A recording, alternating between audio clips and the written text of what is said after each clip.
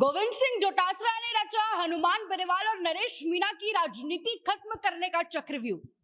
अभी तक जो भीड़ हनुमान बेनीवाल और नरेश मीणा के पीछे नजर आती थी, अब वो सारी भीड़ कांग्रेस के बैनर के नीचे डोटासरा की एक आवाज में नजर आएगी।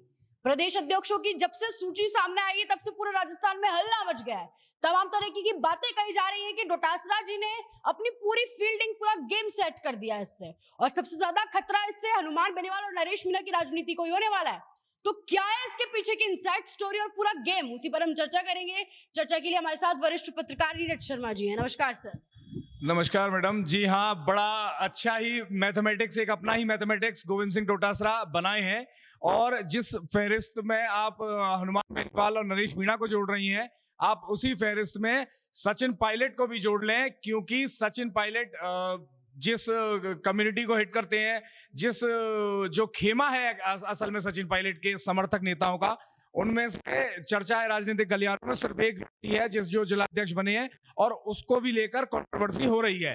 तो इसमें दो नेता नहीं है, तीन नेता हैं। गोविंद सिंह डोटासरा गजब का चक्रव्यूह रचे हैं। अब उसमें कितना वो सफल होते हैं ये देखने को मिलेगा, क्योंकि जैसे ही लिस्ट आई है, जबरदस्त विरोध कांग्रेस के अंदर देखने को मिल रहा है। ग्राउंड स्तर पे भी और प्रदेश के स्तर पे भी कांग्रेस के अंदर विरोध है। जो पर्ची आई है जिलाध्यक्षों की, सर लगातार ऐसा कहा जा रहा है, जो जिलाध्यक्षों की सूची आई है, ये जाट समाज की भर्ती की सूची है। 23% जाट है इसमें, तो इससे डोटासरा जी को व्यक्तिगत तौर पर देखिए, हाँ, ये इस तरह के आरोप हैं, लेकिन वो भी आप अगर ढूंढेंगे, बड़ा डीपली रिसर्च करें, तो वो भी कोई जातिगत मोटिवेटेड तरह का आरोप है। जाटों की संख्या बड़ी है, और कांग्रेस ने अगर ये मूव लिया है तो बड़ा स्मार्ट भी है। 26% के आसपास जाटों के नंबर हैं उस जिलाध्यक्ष की सूची के अंदर, तो विशेष तौर पर टारगेट करने की कांग्रेस कोशिश कर रही है। और आप दूसरा भी मत भूलिए, उससे ज्यादा नंबर एससी का है, उससे ज्यादा नंबर एसटी का है, तो उनको भी जबरदस्त टारगेट करने की कोशिश की जा रही है। गोविंद सिंह डोटासरा खुद जाट हैं, इसलिए इस चीज को उस चश्मे से देखा जा रहा है। लेकिन हाँ,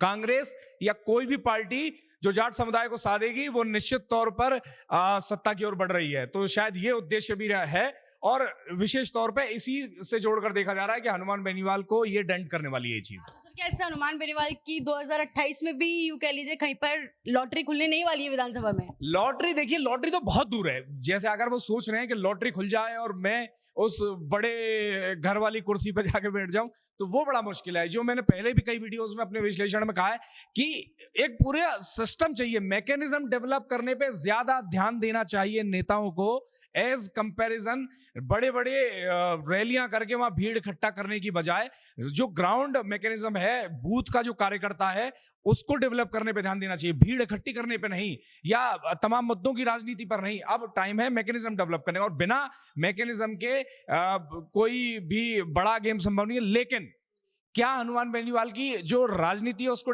बेशक करेगी, क्योंकि आप देखिए, अगर एक जगह पर सामाजिक रूप से तवज्जो मिलती है, और वो जगह भी बड़ी है, पार्टी भी बड़ी है, सिस्टम भी बड़ा है, पूरा गेम भी बड़ा है, तो निश्चित तौर पर माइग्रेट तो होते ही है कार्यकर्ता और जो जनता और जो लोग हैं, तो बेनीवाल को इससे नुकसान तो हो सकता है। सर, नरेश मीणा भी निर्दलीय लेकर जो गेम पूरा सेट कर देते हैं अच्छे खासे वोटों का, क्या वो भी इस सूची से बदल जाएगा डोटासरा जी की तरफ? बेशक फर्क इसका पड़ेगा, शायद इसी उद्देश्य से ये किया जा रहा है। आप देखिए ना, ऑर्गेनाइज सिस्टम, राजनीति में क्या चल रहा है, ऊपर के चश्मे से अगर आप देखेंगे तो भीड़ असल में किसके पीछे ज्यादा नजर आ रही है। अब ये हनुमान बेनीवाल की, नरेश मीणा की डूगरी बांध की अब रैली देखिए, नरेश मीणा की जो अंता में रैली वो देखिए, बेनीवाल ने जो जयपुर में रैली वो देखिए। अब तो भीड़ है इन लोगों के बीच में, तो जो भीड़ जो आ रही है, कहीं भी चले जा रही है इन लोगों के पीछे, ये फ्लक्चुएटेड वोटर है, ये कहीं भी जा सकता है, फ्लक्चुएटेड कार्यकर्ता है, घूमती हुई जनता है, आती जाती जनता, तो इसको अपनी ओर करने का एक अच्छा सुनहरा मौका है।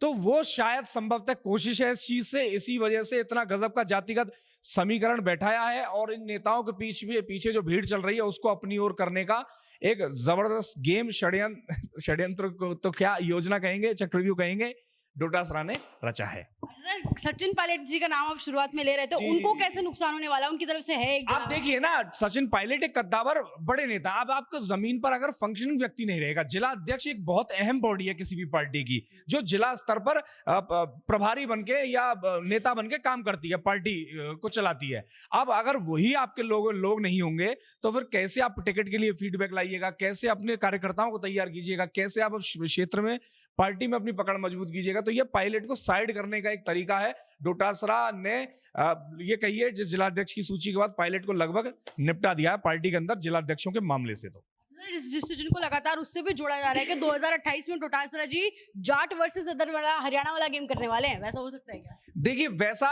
बस की नहीं है, क्योंकि आप समझिए ये जो प्रोसेस है ये सब जगह पे साधने की कोशिश की जा रही है और सिर्फ जिला अध्यक्ष महज से ये व्यवस्था बन नहीं पाएगी। एक जो छवि है नेताओं की, अब जाटों में अगर जाट नेता की बात करेंगे, आप आंख बंद करके इमेजिन कीजिए, राजस्थान जाट नेता हनुमान बेनीवाल की शक्ल आपको दिखेगी और जो पार्टियों के नेता हैं वो आपको क्षेत्रीय के हिसाब से आप बांट लेंगे और तमाम हिसाब। मीणा में बात करेंगे तो किरोड़ी लाल मीणा के बाद में नरेश मीणा जबरदस्त उभर रहे हैं। तो जो जातियों की भीड़ नेताओं के पीछे है, विशेष तौर पे उन्हीं समाजों को बढ़िया तवज्जो दी गई है एज कंपैरिजन एज उनके। कांग्रेस के अगर पुराने वोटर्स को देखो, ब्राह्मणों को कम तवज्जो दी गई, जबकि जबरदस्त वोटर रहे हैं कांग्रेस के ब्राह्मण। तो उन चीजों को इग्नोर करते हुए विशेष तौर पे वहां तवज्जो ज्यादा दी जा रही है जहां पर भीड़, बड़ा संख्या बल और कार्यकर्ता घूमते हुए दिख रहा है इन नेताओं के पीछे। तो इसीलिए लोग जोड़ रहे हैं कि संभवतः नरेश मीणा और हनुमान बेनीवाल की पॉपुलैरिटी को ध्यान में रखती हुए कांग्रेस पार्टी ने ये लिस्ट बनाई है। साथ ही साथ में सचिन पायलट के कार्यकर्ताओं को, उनके खेमे के नेताओं को तवज्जो ना देना, पायलट को भी निपटाने का एक तरह से चक्रव्यूह लग रहा है। तब से ये डिसीजन सामने आया, कांग्रेस के तमाम कार्यकर्ता इस्तीफा दे चुके हैं, तो ये गोविंद सिंह डोटासरा के लिए फायदेमंद होने वाला डिसीजन या नहीं होने वाला? अब ये तो देखिए अब कितना असर इस पर पार्टी से पड़ता है, वो कैसे इसको मैनेज कर ले जाते हैं, खुद स्वयं कितना वो कोर रूप से पार्टी के अंदर मजबूत है, उस पर निर्भर करेगा। लेकिन ये चीजें तो होनी ही थी, होनी ही है। क्यों? क्योंकि अगर आप पार्टी के बड़े नेता सचिन पायलट जैसे नेता और तमाम क्षेत्रीय नेताओं को के लोगों को और तमाम जो लोग पार्टी के लिए लंबे समय से काम कर रहे हैं चुनावों के बाद से, उन लोगों की मेहनत को इग्नोर करके आप जातिगत समीकरण बैठाने के लिए उस हिसाब से अगर जिलाध्यक्षों के पद बांट देंगे तो विरोध तो बेशक होने ही है।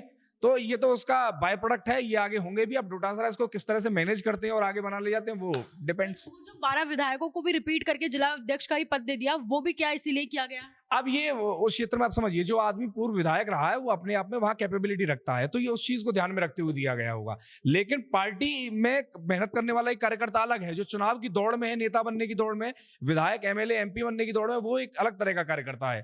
तो जिला अध्यक्ष और वो पार्टी के उन कार्यकर्ताओं को बराबर ख्याल रखा जाए, ये भी प्रदेश की जिम्मेदारी होती है। तो कितना मैनेज किया गया है, अब कितना, इसीलिए तो ये सारे विरोध हो रहे हैं और आगे होंगे भी। बट इसको मैनेज कैसे किया जाता है पार्टी पीसीसी कमेटी द्वारा, पार्टी अध्यक्ष द्वारा, ये डिपेंड करता है। इतना बड़ा डिसीजन जो गोविंद सिंह डोटासरा लिए हैं, इससे 2028 में डोटासरा जी की पतंग कहां तक पहुंच जाएगी?